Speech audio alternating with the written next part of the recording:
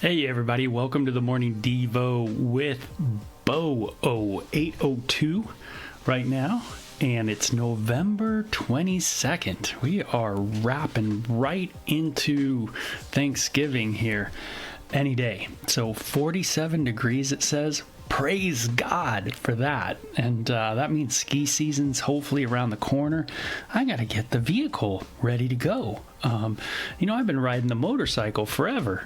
And so that vehicle's got to get ready to go to get up the hill and get through storms and all that jazz. So I'll be doing that. And today we're in Psalm 91. So it's an amazing psalm. It's a very popular psalm, as I mentioned before, and you'll see why when we get into it. So you could always check out the archives at my YouTube channel, Bo Willett. Just go to YouTube, type in the search bar, Bo Willett, and you can go through the Bible with me. In more of a devotional style. So I'm a Southern California kid, so I kind of tend to take a lot of my culture growing up, and I was super involved in a lot of very subculture California stuff. Music and, clubs and raves and, beaches and surfing and just so much stuff, skateboarding and, graffitis and just all kinds of things that I was around. And so, you get a kind of an interesting way of looking at the world, I guess, when you do all that. And I bring a lot of that culture anyway to these devotions. So anyway, hope you enjoy. And anyway, sorry I wasn't in yesterday too. For those that went, hey Bo, where were you yesterday? I was sorry I wasn't there. I was doing some chapel work, and so that was really fun. And I always enjoy the chapel work. And now it's time to get back in the devotion. So we got a service tonight at 6:30. And hope you could be there. Join us for our midweek Bible study, and it should be a good time. And I think a little pie too. We're gonna have a little pie and coffee. So it should be cool. Psalm 91. Let's get into it. Okay. So it says, those who live. Now, this is kind of, it just has a no name. Like, usually these things have a name, like, Moses or that. But this, we don't know. It could be Moses. It could not be Moses. We're not sure who wrote this song. Those who live in the shelter of the Most High and find rest in the shadow of the Almighty. This I declare about the Lord. He alone is my refuge, my place of safety. He is my God, and I trust him. Okay, so this is a wonderful psalm already about needing help and finding help in God, learning to trust in God, learning how to continue to go to God. So instead of maybe going to other things as our source to deal with our insecurities, our discontentments, our fears in life,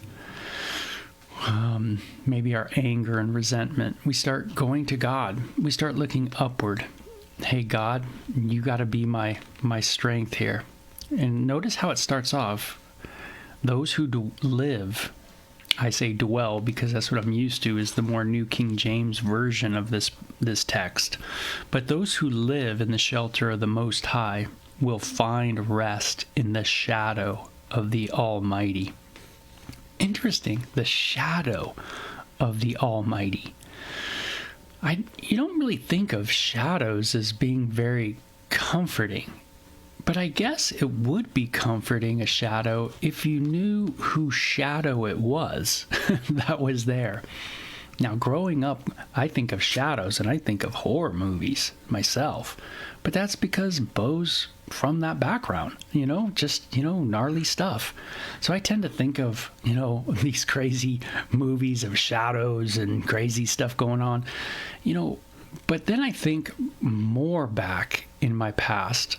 And I think as a little kid, and I think, when the door opens and my room's dark, but there's light in the hallway. So the door opens and I can hear the voice of my parent and I can see their shadow on my wall. Then it becomes comforting, That's if your parents are, they comfort you, and I hope they did, but not all parents do, by the way. But it can be comforting to know that, that shadow is my mom or my dad's kind of idea. And that can be a good thing. And so I think of that as well. Those who live under the shelter, in the shelter of the Most High. God's called the Most High, because what? He's most high. That's right. He's the highest of heights, I guess. He's the greatest of greatest, He's the best. And that makes logical sense, There's not so good, right? There's horrible, there's bad, there's not so good, there's okay, there's better, there's best, and then there's the best. And God is the best. He's the Most High. So it's about resting, right? We'll find rest. How many of us need rest in our day? So you can see how cool this is already, how power punched it is, packed, right? This I declare about the Lord. He alone is my refuge, right? He's the place of safety. He is my God, and I trust in him. Not a lot of safety out in the world, a lot of risk, right? You go someplace, you get stuck, you get stranded, your car breaks down, you don't know where you're at, you can be in a foreign land, all kinds of things can be really crazy and scary. But in our minds, right, we can have God right there. God is right there with our heart and our mind. We can be focused on the Lord. I will trust in him. And I got to have that mindset every day. For he will rescue you from every trap and protect you from the deadly disease. That's awesome. If this is Moses writing this, it makes sense. I mean, God will protect you from the deadly disease. God took care of Israel for 40 years in the wilderness. 40. That's a long time, right? Of God protecting them from disease and pestilence and all the issues that were going on. but God was able to care for them during their wanderings in the wilderness. If you will, they're growing up, learning how to trust God. And it says his faithful promises are your armor and protection. So what protects us in life? What really is our armor? Well, it's God's promises. Holding fast to God's promises is like an armor. It's like a protection to us. How do I live a protected life? By having my mind stay focused on the promises of God. Now, everybody's focused on some kind of promise, by the way. This isn't a religious thing. This is something everybody does. Even me growing up, I focused on promises. I listened to a ton of music, and I listened to those lyrics and had those lyrics drilled into my mind, and those became my promises. Those became my, my song, if you will. If I was sad, I'd listen to this tune. If I was this, I'd listen to that tune. Those promises carried me through, carried me on, so to speak. So everybody does this. Everybody has a song that they hold fast to. Everybody has a promise that they're latching onto. It might be some promise that is in the ethereal in people's minds. Oh, if you just keep doing this, you're going to finally succeed and you'll be happy as ever. That kind of a promise. And then they get to the end of their life and they go, whoa, what did I really live for?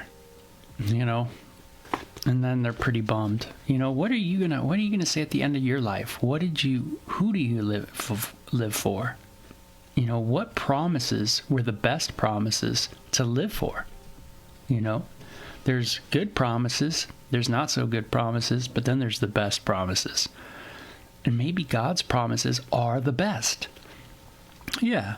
So don't be afraid of the terrors of the night, nor of the arrow that flies in the day. Nor the dread of disease that stalks in darkness. That's something we should have read a few years ago, right? Nor the disaster that strikes at midday. Though 1,000 fall at your side, though 10,000 are dying around you. Ooh, what does it say? What's the next page? Everybody's dying around us. What does it say? What does it say? These evils will not touch you. Wow, man. So this is something I really can see already in what we've gone through as far as our going through the Bible, that this is something that certainly happened in Israel's life. Though people around, falling down, Israel, those faithful stay secure. They are holding fast to the promise. They are looking upon God, looking at the promises of God. God said, hey, you look at this, you'll be okay. We're going to look at this. Well, Jesus said that, hey, guess what? The Son of Man, he's talking about himself, will be lifted up. He talked about himself being lifted up, and that our eyes are to look upon him, meaning we're to be focused on Jesus.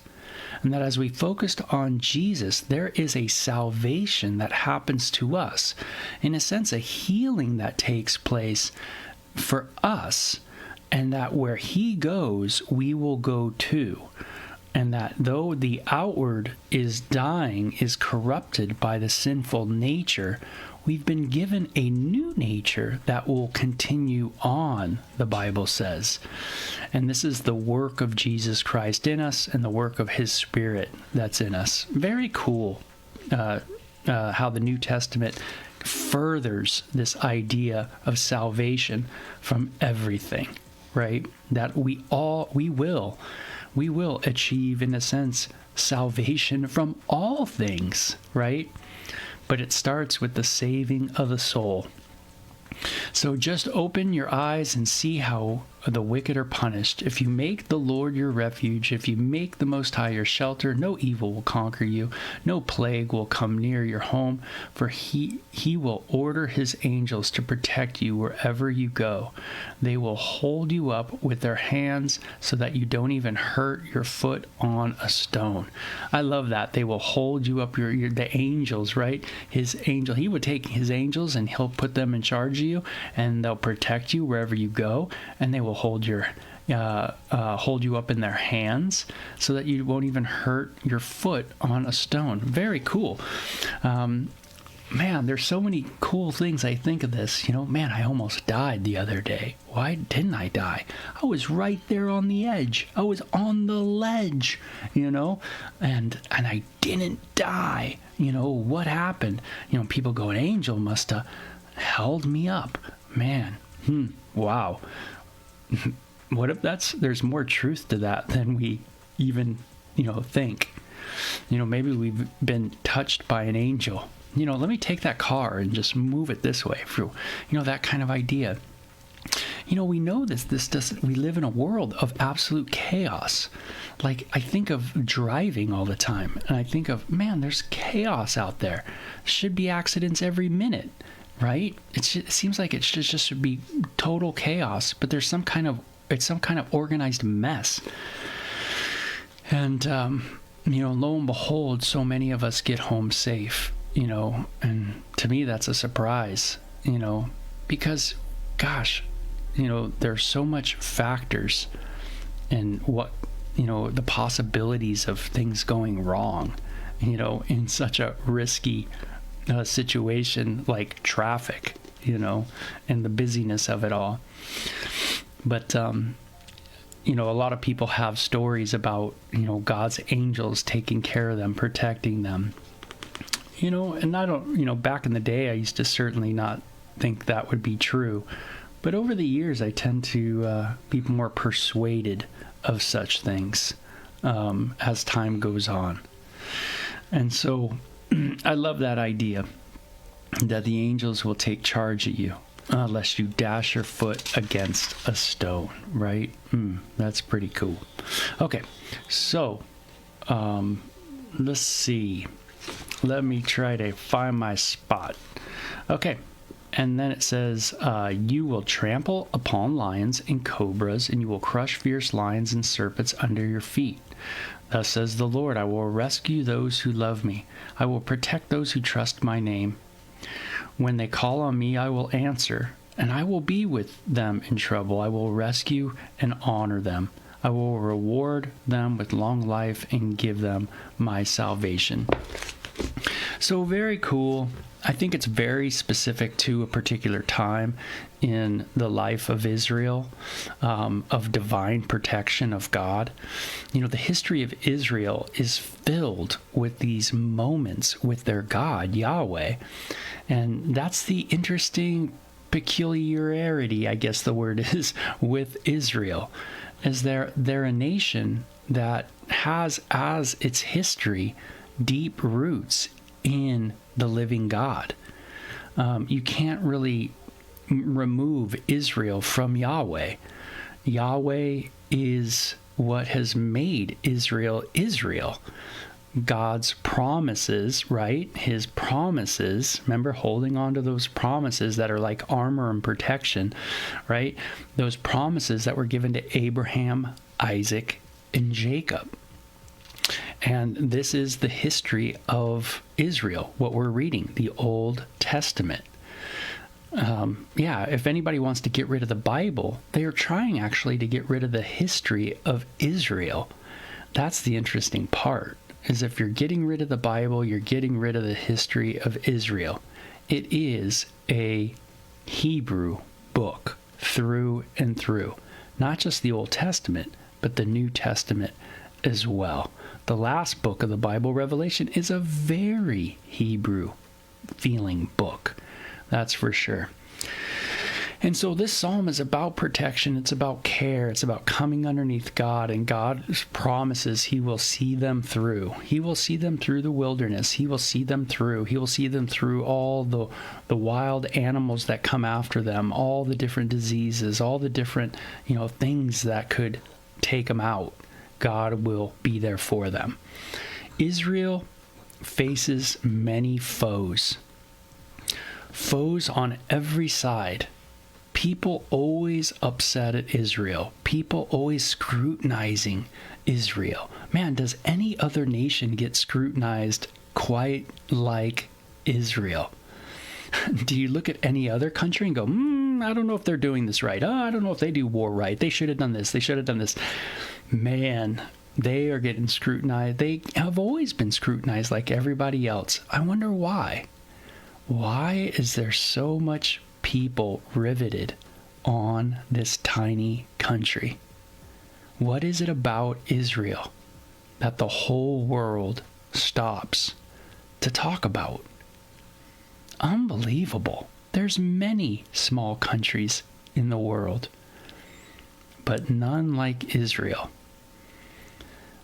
And that's because this living God is somehow the founder of it. There is something about Israel that is very spiritual, and it somehow connects with us. And there's some deep, interesting insights, I think, into that kind of idea with Israel and the way the world reacts to Israel. So this is a great promise to them today. It was a great promise to them back in the day. And ultimately, salvation is what is needed from God in Israel's life and in our life too. And in that sense, we could thank Jesus, the faithful Israelite, right? You can call Jesus the faithful Israelite. Though Israel might have failed in their spiritual mission as of right now, so they have a faithful Israelite from Judea, Jesus, right, of Nazareth, right, who certainly was the real deal and showed his faithfulness to the true and living God for our benefit. Absolutely astounding. So very cool psalm. Awesome. Hope you loved it. Hope you dug that. Good morning, Tina. Glad you're with me today. And so November 22nd in books. Tomorrow is wonderful Thanksgiving. So have a great Thanksgiving. Thank you for checking out the Devos with me, Bo Willett. And we'll talk at you soon. Okay? Bye-bye.